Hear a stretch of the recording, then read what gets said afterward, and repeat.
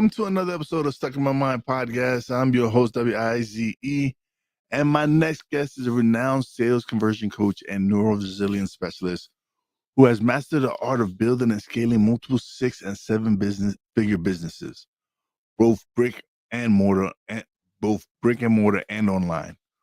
With over 30 years of experience, Kristin discovered that achieving financial success means little without health and balance. Having healed herself from 2 debilitating autoimmune conditions, she now empowers high achievers to excel in sales without the burnout. Kristin passionately believes and proves that if selling feels hard, you're simply doing it wrong. Welcome to the show, Kristin Carey. Hello. Yeah. Hi. How are you? I'm doing well. How are you today? I am well. I'm excited to be here. Awesome. So we're gonna just jump right into it. And what specific moment inspired you to shift from traditional sales methods to neuro resilience? I didn't feel good with the stereotypical bro next to my Lambo kind of energy. It just didn't feel good, and I've been selling really since I was 18 officially. College dorm room, dated a guy who started a couple companies, later married him, later divorced him. But I learned how to sell, and I didn't realize that's what it was until I started getting hired by large companies to come in and teach their execs on how to be more persuasive and effective in front of audiences. And I have a degree in speech communications and a minor in business. And that's what they wanted to hire me to do. So I worked with big companies like Verizon and UPS and Aramark, and they wanted me to help their leaders be more effective from the platform. And so it took me a minute to even realize that was selling, right? You want to get somebody on your way of thinking, and that would be selling. So I was doing great with that. And that's what I built my career on until I was in my 30s. And then I was stopped cold by 2 autoimmune conditions. And a lot of autoimmune shows up when you're not really in line with who you are and what feels good. And that's where it shifted for me. And that's where I started looking at the world very differently. Who am I? Who did I think I had to be in the universe to feel safe? And I started changing everything from that point. So, like you said, you battled autoimmune conditions, and that shaped your outlook on business.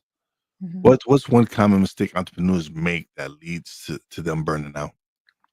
Oh, it's that push mentality that every second of every minute of every day, I'm supposed to be doing something towards my business, whether it's social media and marketing or writing that, perfect email or out prospecting and doing all the things. And what I learned quickly is that there is a point where your body just says, nope, I'm not playing this game this way anymore. And what you got away with in your 20s and 30s doesn't really float once you turn 40, 50, 60. And your body will come at you in a way that if you don't pay attention the first time, it whispers at you, and you don't pay attention the second time, it starts yelling at you, and you don't pay attention. Eventually, it'll 2x4 you to the back of the head and slow you down, whether you like it or not. So, how did you apply neuroscience specifically in your sales coaching? Yeah. So what I found, because after I discovered that I had these autoimmune conditions, I went through a lot of traditional medical, solutions, which was no more than just trying to mask the symptoms for a period of time. I then went into more natural medicine, and I still wasn't getting enough of the answers because I kept thinking there's got to be a way to not just manage these symptoms, there's got to be a way to reverse them, right? So I went back to school for nutrition, and I became a natural health practitioner, and I went through a whole series of education on really what causes your body to get into that position in the first place, emotionally, mentally, spiritually, physically. And I started learning why the mind and the body are actually one unit. They're not separate components like we look at in traditional medicine. Go feed your soul over here, go fix your emotions with this doctor, go fix your body with this doctor. We're one whole being. And once I started realizing that and really understanding what resilience is actually on purpose, intentional growth. So it's not going to the gym and then beating yourself up and picking up the heaviest weight you can the moment you walk in and injuring yourself and then trying to come back from that injury. It's purposely challenging the body and the mind on how do you build and grow with intention. And so I started seeing how that really works with neuroscience and emotional trauma work and spiritual work and energy work and all of the pieces that make us whole. And so I started working with myself, and then eventually I built a program for people online to do this for themselves, to reverse autoimmune conditions and to reverse burnout, where they were intentionally challenging their body, getting to this point where you could grow and not injure yourself emotionally, mentally, and physically. So I built a company. It was 15 years as a natural health practitioner, using the neuroscience, the intentional resilience piece of who we are, to not only come back from chronic issues, but to also build and be actually at a higher level than we were before we ended up with the diagnosis or with the symptoms. So I came back out of that after 15 years of building that 7-figure company and stepped right back into working directly with businesses on how to make that work for their companies, because we, especially in the United States, North America especially, we see this push mentality and this celebration of, I'm exhausted because I only slept 4 hours, but I, ground hard that day. I was in the grind, I was in the push, and how we celebrate that in a way that's actually not beneficial. How do we hit those 7 figures or 6 figures or whatever your goal is with your business and not burn out? Like, how can we do both? And a lot of times I think people think that they're one or the other. You can have both, but you have to do it with intention and you have to do it strategically, or else you're going to end up where most business owners are, where we just can't take it anymore. We've burnt out. The company falls apart because we've fallen apart. And that's not okay. Well, what's the most significant mindset shift you've helped a client achieve? It's the idea that we are one, we are whole, right? We're sensory beings that pull in the information from what we see, what we feel, what we smell, even what we hear, and that we can turn that over. We're not logical beings as much as we want to believe that we are. Our first intention is always what's coming in that sensory experience. And then we use our conscious mind, the logical mind, to justify or to comprehend what's really going on. Most of us learn how to separate those things. We learned how to compartmentalize. I grew up, my father was very compartmentalized kind of guy, and you didn't show emotion and you sucked it up and you walked it off.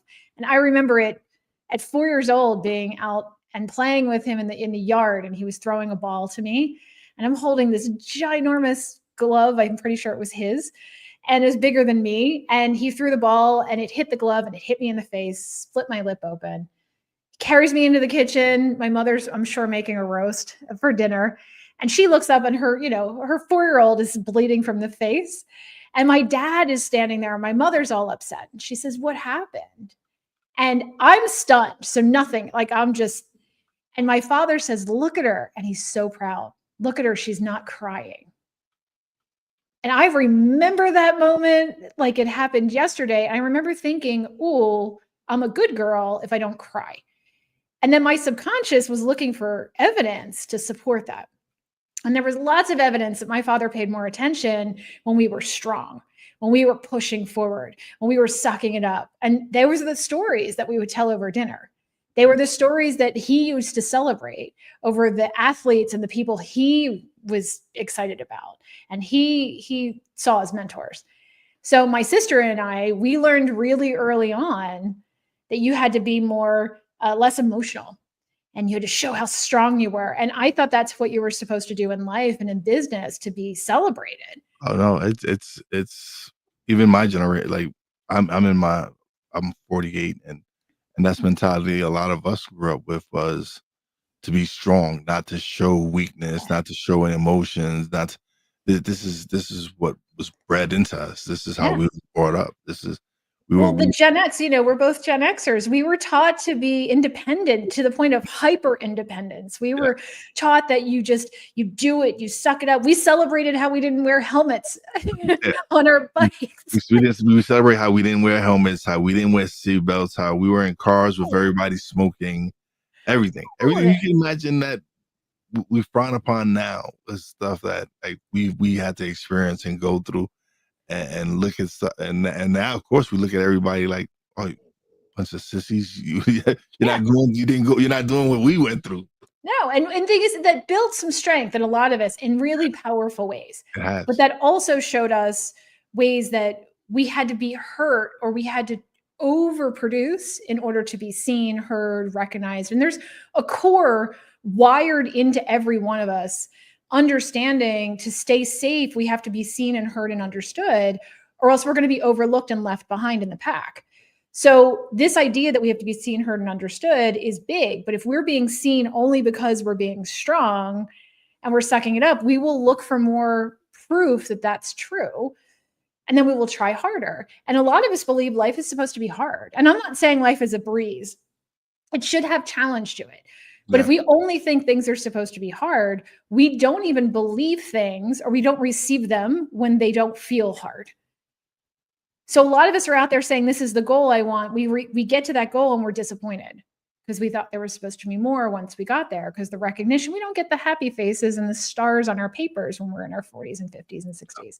Not anymore. So there's a whole complex component to that. And then we try and prove ourselves in business as a transaction. So in the sales process, a lot of us are we overgive in the sales process. We want to be liked. We want to be loved. We want to be seen when that's not what we're there for. We're there to help the other person that we're in the conversation with feel seen and heard and understood. And it's not about us. But so much of our lives, we're supposed to feel hard and it was supposed to be about us. So the idea is, how do you learn to grow with intention without injuring yourself? Without making yourself go offline and not know when something's not right with your system. How do you recognize the early signs of burnout in yourself? It's the idea that everything is frustrating. The littlest thing can set you off. You're not sleeping at night, or you're not sleeping continuously. And if you're not getting at least 7 to 9 hours of sleep, I don't care how old you are, you're not getting at least 7 to 9 hours of continuous, effective, restorative sleep, there's something not right in your central nervous system. If you're not drinking at least half your body weight in ounces or more of water in a day, your central nervous system is going to be off, right? So when I look at this is hormone imbalance issues with people. So you're gaining weight and can't figure out why, especially in the midsection, men or women.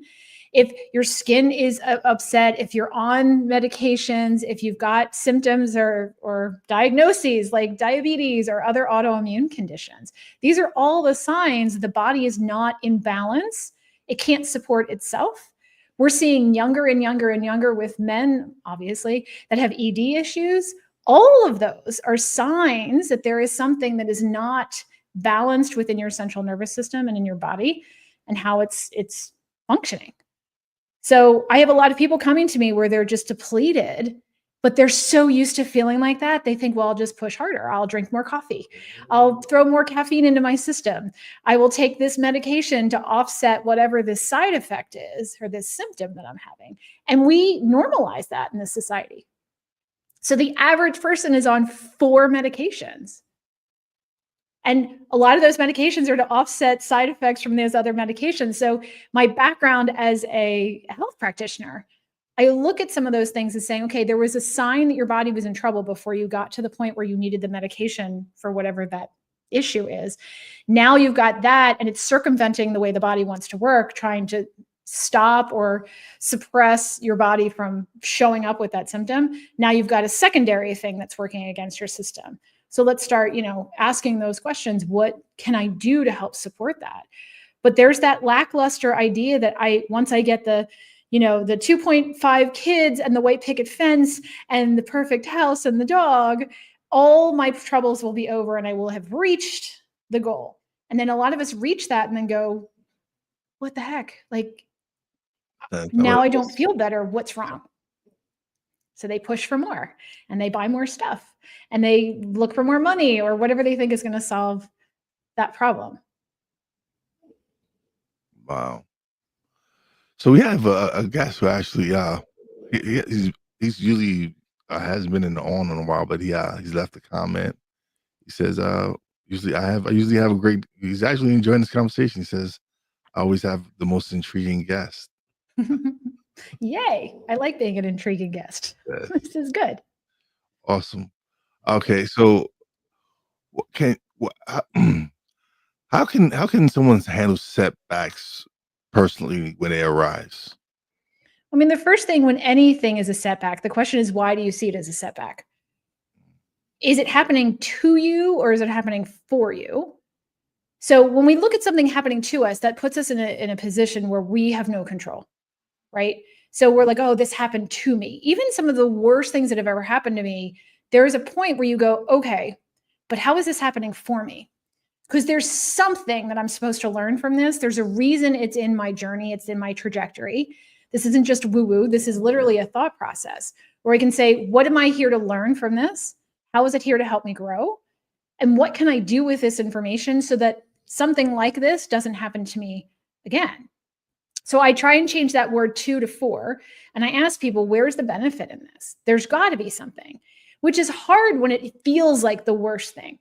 Like I got divorced when I was in my 30s from the perfect guy. Everybody liked him. On paper, we were brilliant. We were the power couple, all of the things. And my people don't get divorced. Like the Irish Catholics, we suck it up. We will not give in. We will be miserable before we get divorced. We will drink it away. And no one in my family, and I have a large Irish Catholic family, no one got divorced. So I had no one ahead of me to even go to. But I knew in my core it was the wrong relationship for me and that I was there to learn something from it, but that I couldn't continue with it. So that was one of the hardest things I ever did. One, admitting, because then that looked like a failure for so many reasons. And the idea of I couldn't be strong, I couldn't just keep sucking it up, I couldn't keep walking it off. But this idea that I knew there was something else for me and for him, frankly. So, but it was one of the hardest things I ever went through. Looking at it now, 20 some odd years later, I can look at it and say it was one of the best things that ever happened to me because it got me to wake up to how I was conditioned to believe I was supposed to be and what was supposed to happen to who I really was. And most people, somewhere between the ages of like 32 and 35, go through some major challenge where they're looking at the world based on how they were raised versus who they really are. And that's where you see people going off and doing crazy things like getting the sports car and doing crazy things with their lives. And there's a point where it's actually in books and it's in teachings for psychology and neuropsychology is this idea of you are coming up against a conflict and you're going to push forward and stay with what you think is safe or what you've been taught, or you're going to step into and challenge yourself to be resilient and become who you really are. So, but you see this right around 32 to 35 for most people. And most people can look at that point in their life and something big happened. And they either chose to stay and put their stake in the ground and stick where they were, or they chose to do what they would have said at the time was the hardest thing. But this is a conflict that they're up against at that point. But if they don't do something to shift it, they're going to stay in that conflict for the rest of their lives. Oh yeah, no, I definitely know.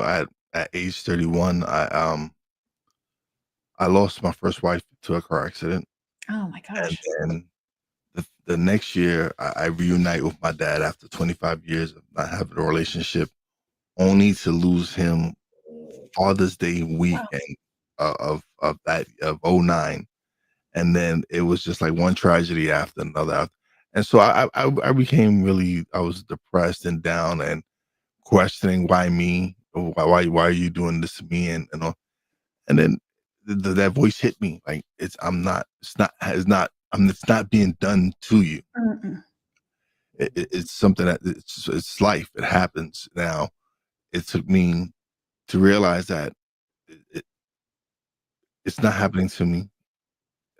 It's just part of my journey and my experience. I have to go experience this in life for me to get to the next spot, to get to where I'm supposed to truly be at.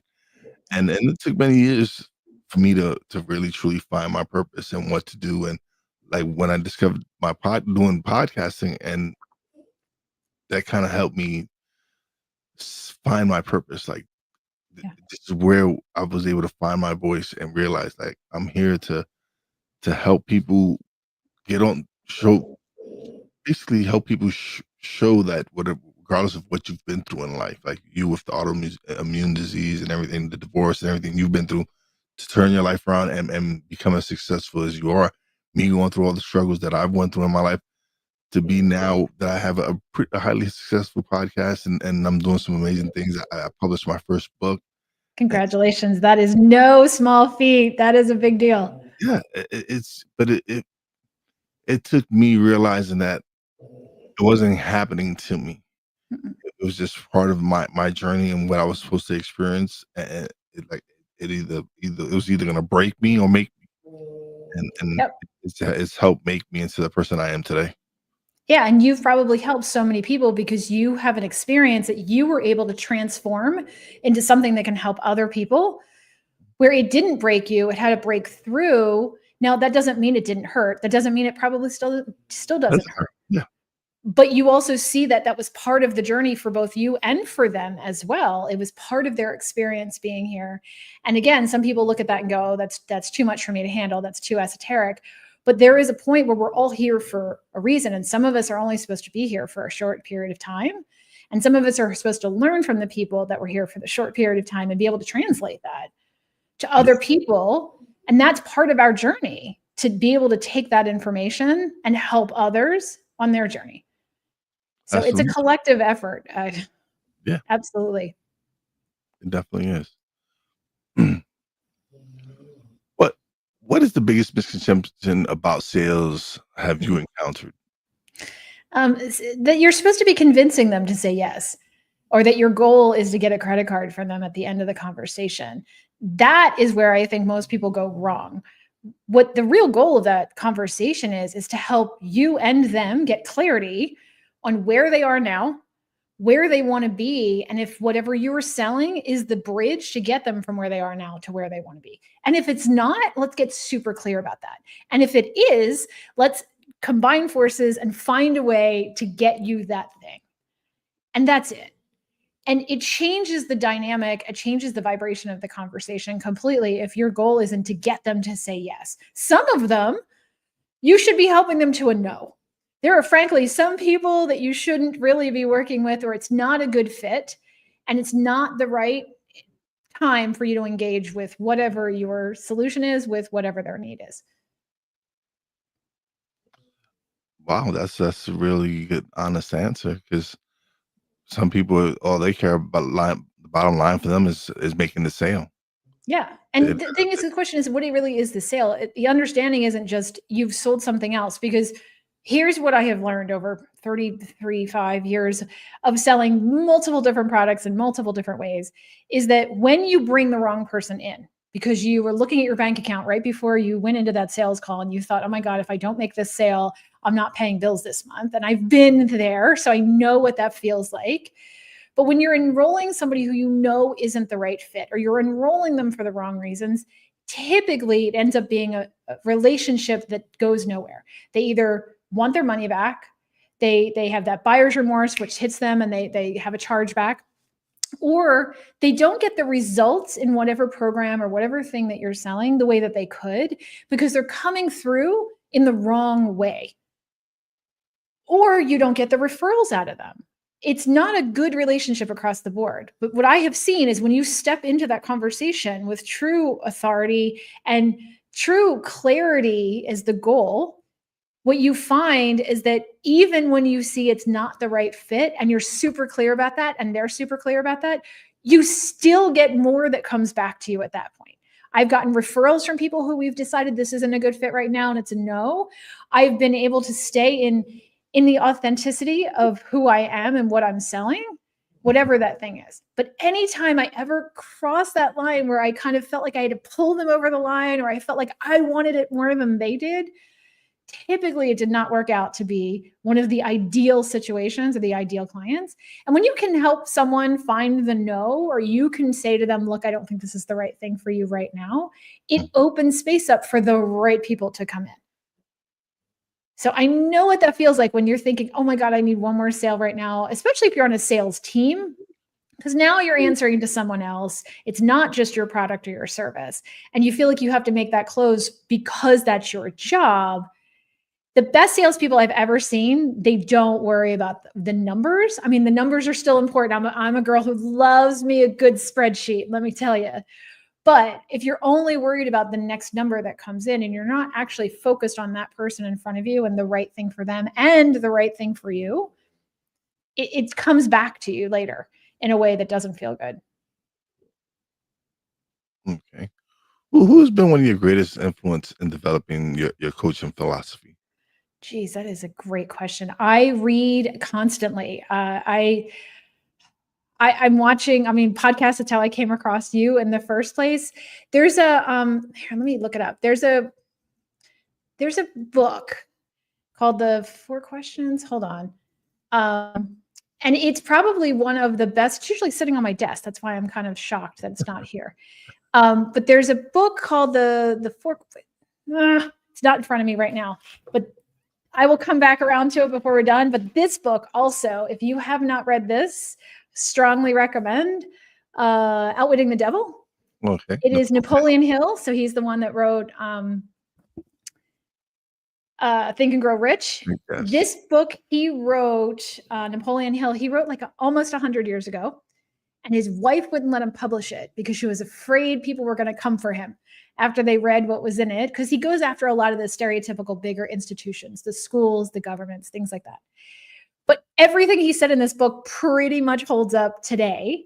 And about 15 years ago, Sharon Lecter and some of the other people who you'd know, some of their names who are big publishers, they stepped out, bought the rights to the book and published it. So strongly recommend. Every person I've ever talked to that has one of the best mindsets that I've seen on people, they typically have read this book. So love, love, love that. Brene Brown's a big fan of hers. Yeah.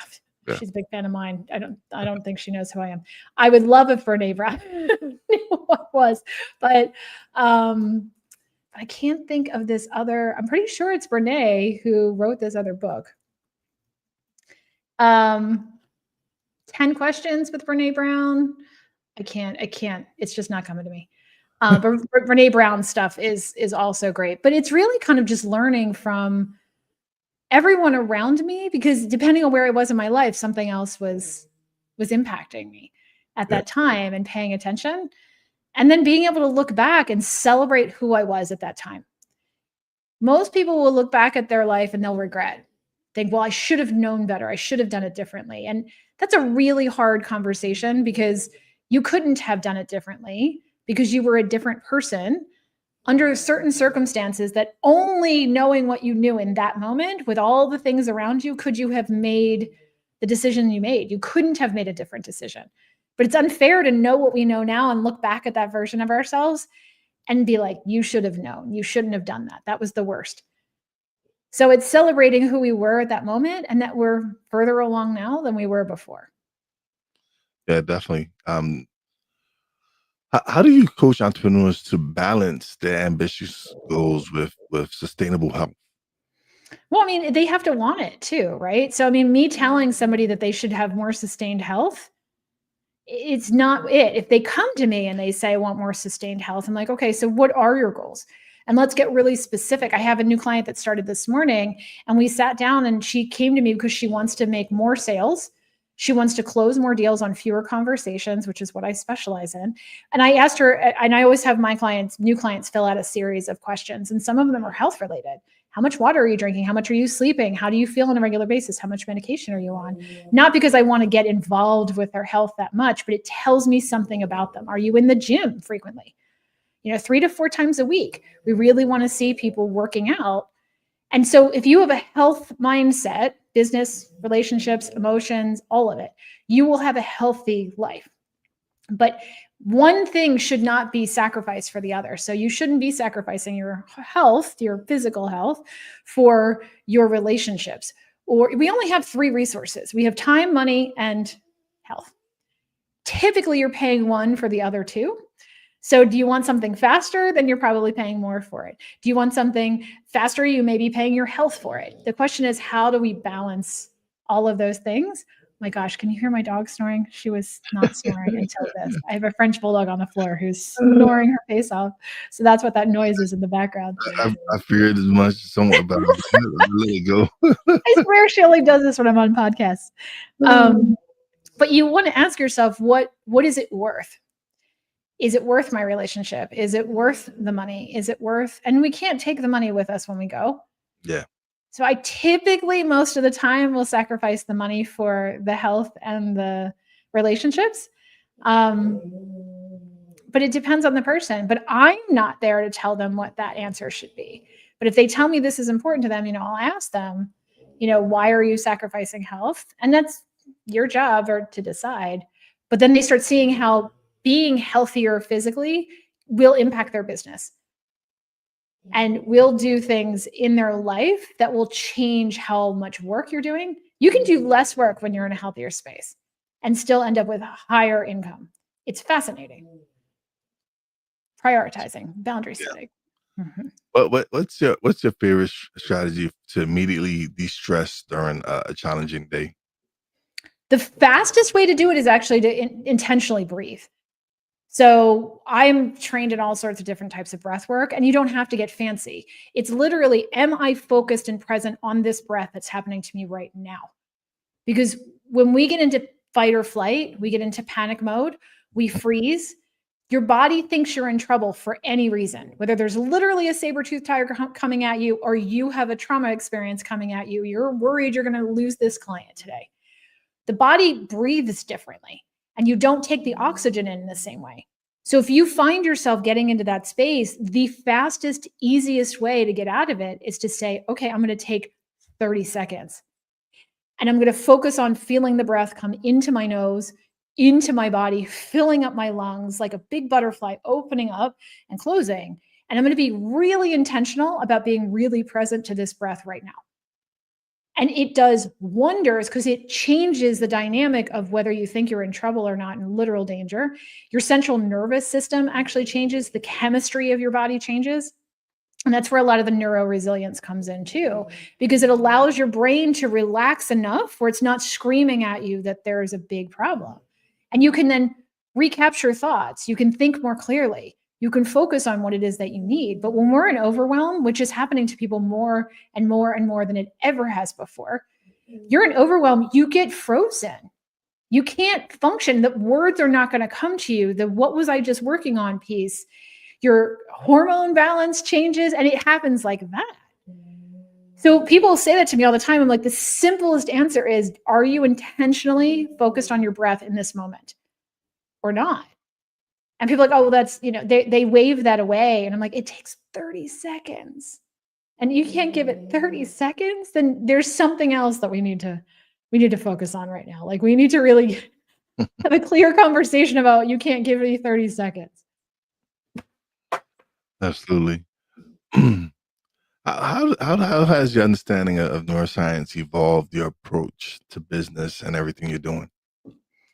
It's really understanding that everything is connected, right? So if you look at the neuropsychology and you look at the way the brain works, we have something called neuroplasticity, and that is the ability to reconnect brainwaves and reconnect pathways in the brain. So if you think about when you drive to, you're going to work every day, you're going to your friend's house, and you go there all the time. A lot of times we get there or we're a mile away from their house and we think, I don't remember passing the street that I normally pass, because you're on autopilot. And you're thinking of a bunch of other things in your conscious brain, but your subconscious took over, made sure you turned at the red light, made sure you did this, and it got you there. Well, if I then put in a block to one of those roads, your brain has to stay online and be much more conscious and aware to get to your friend's house, because now you're not doing it the way you used to do it. It's easier to do everything the way we did it. So our subconscious is constantly looking for a pattern that's been done long enough that it can move it into the subconscious, because it's taken all of the roadways in the brain and locked down a pattern. When we try and do something new, that's why people fight it, because it's harder. It takes more resources in the body to do the new thing. Yeah. So people don't like doing new things. And it's not because it's that hard. It's because you're using more resources, and your subconscious is saying, but I don't want to use that many resources. So people, instinctively fight it. But you can build the new roadway. You can build all of that in the brain quickly if you do it on purpose. So creating new patterns with intention is where I can take my clients, where we'll say, let's just take 2 minutes every morning to do something differently than you did it before, but the same way every day. Otherwise, that roadway in your brain is going to get put in there without you being intentionally involved with it. When we do it with intention, we can create roadways and systems in the brain to get places faster, more easily, if we're open to the idea of it needs to change and we just have to repeat it on purpose long enough till it comes in at the subconscious level. And so that's where we get smart. That's where we do things. And why a lot of times it's helpful to have a coach, because we can't see outside of ourselves, right? I was a gymnast for many, many, many years. I couldn't see myself flipping through the air. Yes, I could record myself, but back in the day, not so much, because they had recorders. Now it's way easier, but you also still can't always see what you're doing in a way that someone who's not attached to the outcome the way you are can see. So having coaches, having experts, having people around you, even just reading books and watching and listening to podcasts like this and listening to people talk about what they're really good at can open you up to having a mirror or feedback to what you're doing in a different way. Because we set up roadblocks for ourselves. We set up ways of not being able to see things because we don't want to see them, feel them, hear them. It's a way that we're wired. Yeah. When you have someone else that is not attached to that and they can just clearly see something that they're not blocking from you, it's a lot easier to make that change on purpose and not just end up somewhere by accident. Yeah, absolutely. Even with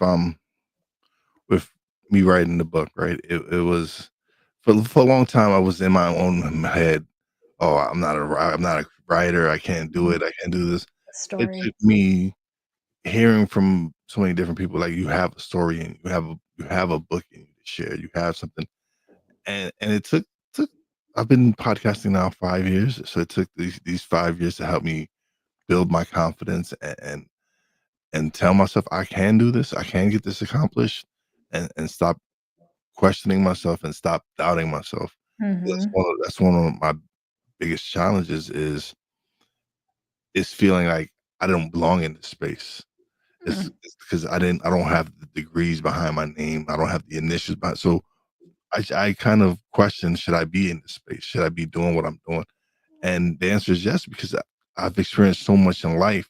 I've seen so many different things, and I've overcome these obstacles, and through me reading books and listening to podcasting and learning from some of the best minds out there, it's really helped me transform myself. And now what I'm trying to do is show the people the same kind of people who have been down a similar path that I have been. Show them it's a much easier way. That you don't have to go through the struggles and all the stuff that I've been through to get to where I'm at. No, and I would much rather learn from somebody who's done it than somebody who has a degree in it. Every day, I would pick that person every day of the week, because they know what it feels like to actually go through the experience, and they can speak to that at a different level. And it's really hard for me when I see coaches and people out there that, they don't have the experience doing the thing they say they're coaching people on. And I'm like, what's happening right now? Like, how do you know? Or you go to someone who has a degree in something, but it's theory, right? And I'm not saying that degrees are worthless. I have a ton of letters after my name. But interestingly enough, some of those letters came after I was doing some of the processes and didn't realize it was a thing. It was something that I learned on the job, so to speak. And then I went back and because I love to take classes and I love to do things. And I'm like, oh, that's a thing. Like, I can go get certified in the thing I've been doing for 10 years. And I have a combination of those two, but every day I would rather learn from somebody who is doing the very thing that I want to do. So you have so much, and there is someone out there that's waiting for you to help them. So it's, in some ways, kind of selfish when we hold back and we get stuck in our own minds. Love the name of your podcast, by the way. But when you get stuck in your own stuff, right? We get stuck there. It's all about us. When we look at this as the idea of part of the reason we went through what we've gone through is because there's someone else out there who needs us to be the bridge between where they are and where they want to be. And it's unfair of us to hold back just because, frankly, we're scared. And and you're still going to mess stuff up. I mean, it's not going to be all sweet. Yeah, we're human. It's not gonna be. It's not all gonna No. be easy. No, No. it's still learning, and that because you can imagine. Okay, so yeah, when I suffered all those great losses, right? It had set me back, and then recently, in the last year, 2 years, my mom really got sick. She was hit with Alzheimer's and dementia, and My father too. I'm sorry. she really deteriorated very quickly. Like, it was just like a 1 year span where she was on point. She was very cognitive in it, and then this in 1 year, it was just she just deteriorated fast. Mm. And so that kind of like had, and then I was struggling with some health issues at the same time. I'm dealing with her being sick. I'm dealing with me suffering from sleep apnea, not Mhm. getting the proper rest. Like, there was a time where I didn't have my CPAP machine for like 4 or 5 months, and I was not getting the proper sleep. I No, was you weren't getting the right oxygen to the brain. Your body was already in trouble because you're so focused on your mom. Yep, and I was Yeah, just that's constantly big. tired. I was just constantly drained, and I'm sure. so it was a time where, so even though with me going through what I went through in the past, this is a different thing now, which I'm struggling with. And when she passed, it was like, all right, now what do I do? Now I started focusing on my health. I'm down 80 something pounds, Oh my goodness. Congratulations on that. and so I, I still use my CPAP machine, but now when I fall asleep, I don't necessarily need it. I Good. get to sleep Good. without waking up constantly, or waking up breathe needing air, because losing the weight has helped me dramatically. Yeah. And so you've taken this information and you've taken this and you've turned it around and said, okay, now I'm going to focus on me. And sometimes we do. We focus on our family, we focus on the things around us that are important, we let ourselves slide and it happens. But we can't do it forever. Right. And we can help people to a point. But when it gets to the point of where it's now sacrificing us, you know that 80% of caregivers die or become sicker in the process of trying to care for the loved one that's already sick. 80%. Wow.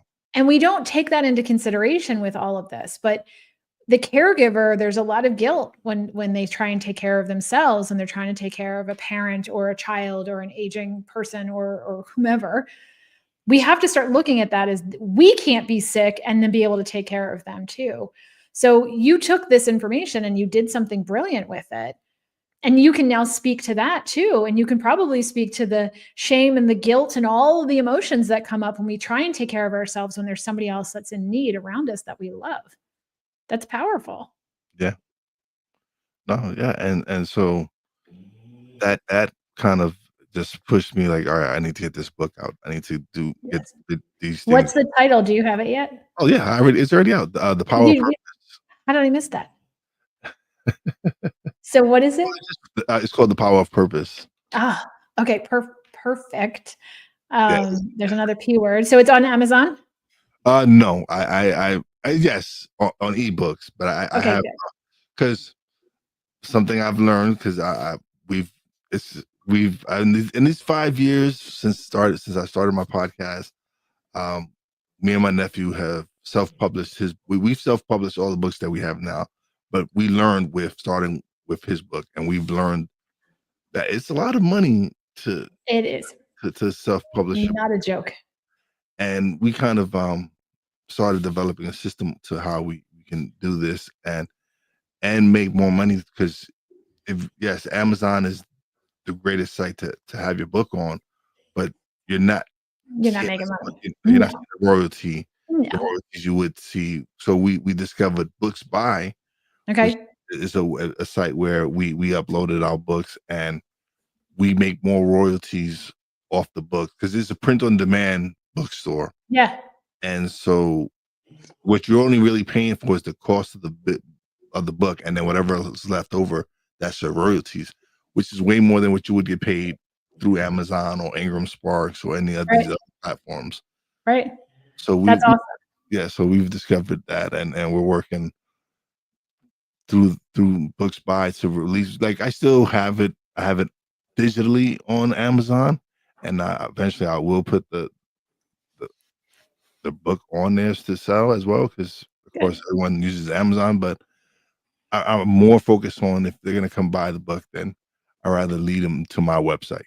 Agreed. I agree with you. And then do you have things in the book that lead them back to other downloads and other things? Mhm. Good. Yeah. You're thinking this is good. We need to start advocating for ourselves more when it comes to those things too. I started publishing books back in the day when I had to print them and schlep them with me to speaking engagements and sell them in the back of the room with my CDs and my DVDs and my big giant clamshells. And oh my God, I'm dating myself. But it was also the idea of how much room do I have in my luggage? You know, how much can I drag with me? How much can I sell? So that changed the sales process too, as you had to think that through. But I fortunately, I had one job basically out of college, and I worked for a company that did on-demand printing before anybody else was doing it. Yeah. So I got to see the actual printers doing the on-demand printing where you could have a book printed right there, and it was fascinating. So I knew that was a thing, and I decided to do my own publishing back in the day, and I still do. And it's obviously changed a lot since then, but people were like, what's self-publishing?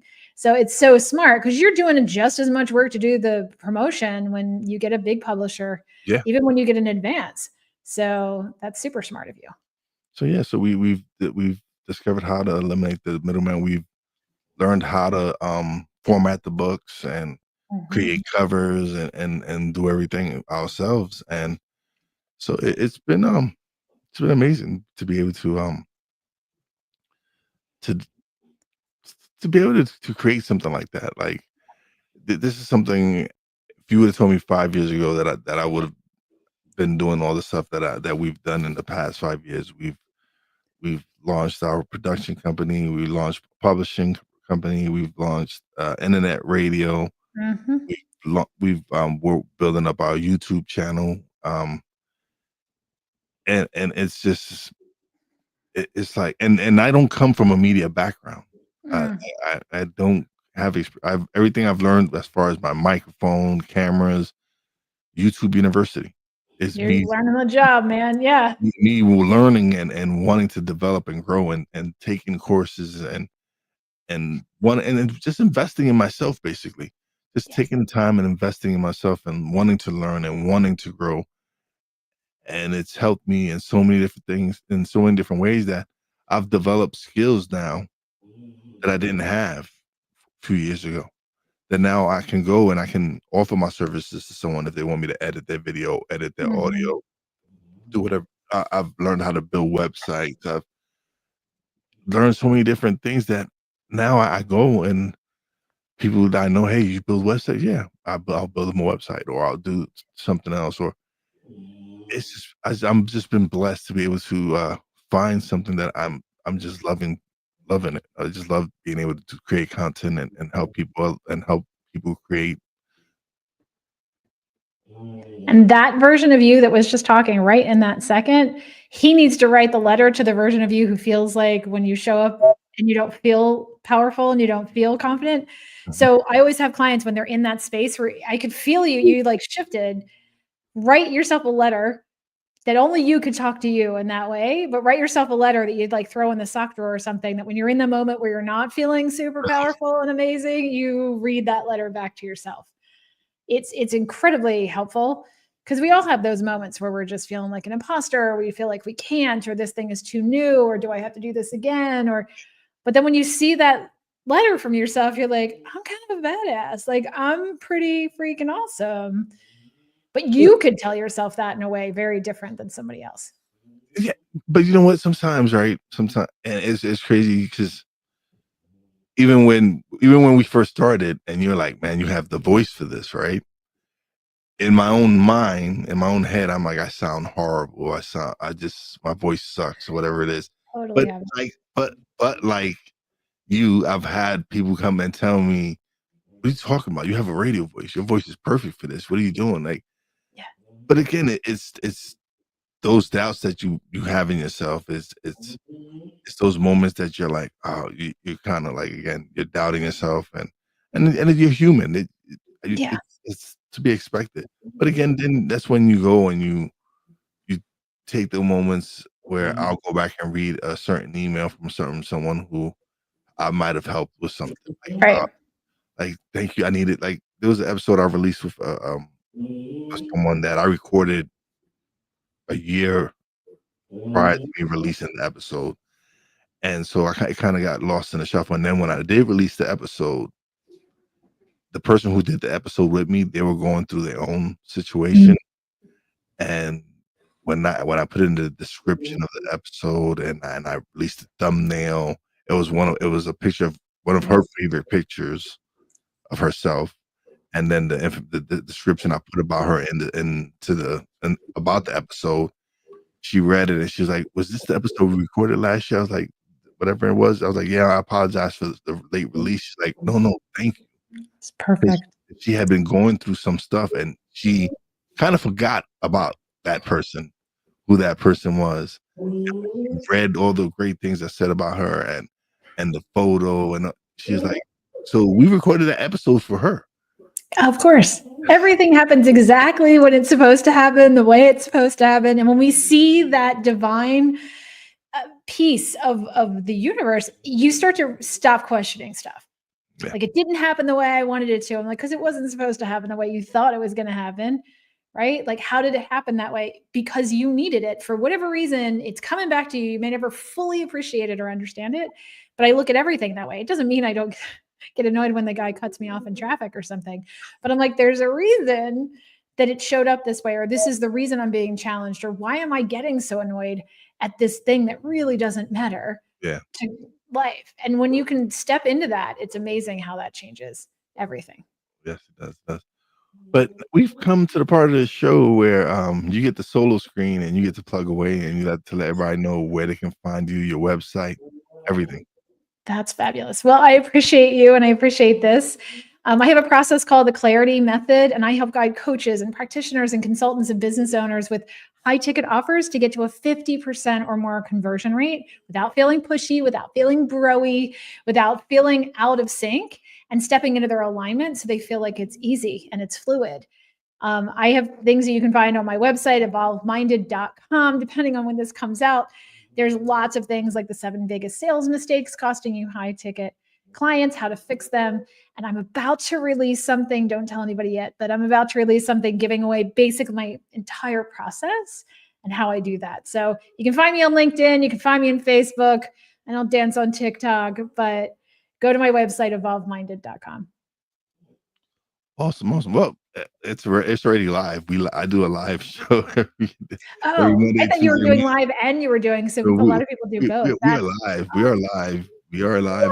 Yay! I love the live ones because I get to say the things that are happening in this moment. Some of them don't See, come out for months, and I'm like, "That's not even no, correct." and what I love about it, right, is right now you've affected Tony. Like he's really been enjoying this conversation, and he says I you and love him are twins. Actually, there's a comment around here. Let me put it up here. He talks about it breathing in through the nose and out the mouth. He says we're twins. She speaks truth. speaking truth. Speaking truth. It's the only But way I can do it. I'm a Philly girl at heart. I grew up in Philadelphia, so I can only speak truth. I'm in Pennsylvania now. I live in the Pocono Mountains. Oh, Yeah, yeah, that's where my family vacations. That's my family that's still back there yeah. vacations. I vacation over here on the side of Arizona. So, yeah, But yeah, that's no, awesome. but that's the reason I do the live is interact. Like Tony always tends to come more when and every time because he doesn't check every show, but when he does, I guess the show he's supposed to be watching the show. This is a Yeah, show that was for him. Like he's always catching the shows that is meant for him for some reason. we It's always do. amazing because when Tony's here, he interacts and Mm. It's those moments like you realize like, all right, this episode, somebody needed this episode. Tony needed this Yeah. episode. So I love to be able to provide this and people benefit from it. Yeah, and that's why we show up when we do, and that's how we show up, and there's always someone, whether it's one person or a million, that needed something we had to say in that moment that day, and you may never see it land, but I recently had somebody who I coached 30 years ago who showed up on Facebook and said, "I don't know if you remember me." And then it started kind of coming back. And she said, "You changed the trajectory of everything that I've done because of this one thing that you said." And I'm like, sounds like something I would say, but wow. And it meant so much to her. It doesn't mean it didn't mean anything to me, but her reflecting that back to me in that moment was exactly what I needed to hear in that moment. Yeah. So it's all there for us. But don't leave just yet. Let me close out the show and we'll chat a little bit off the air. But thank you so much for being such a wonderful guest. I appreciate being here. Thank you. I appreciate you. Thank you. All right, everybody. Another great show is in the books. Shout out to Tony Mostello for coming through and sharing and leaving comments, brother. I appreciate you. And every time you show up, brother, you always make the show better, man. I greatly appreciate that. As always, a big shout out to my Real Wise fam, Poppy J, Brandy J. Love you guys. Shout out to the boss lady. Love you and appreciate everything you do. Shout out to all the essential workers out there. God bless y'all. Be safe. If you haven't, please follow the YouTube channel, subscribe, hit the notification bell. Check out the book. It's in the descriptions. Go to the website. And as always, you know how your boy Wise does it. Peace out.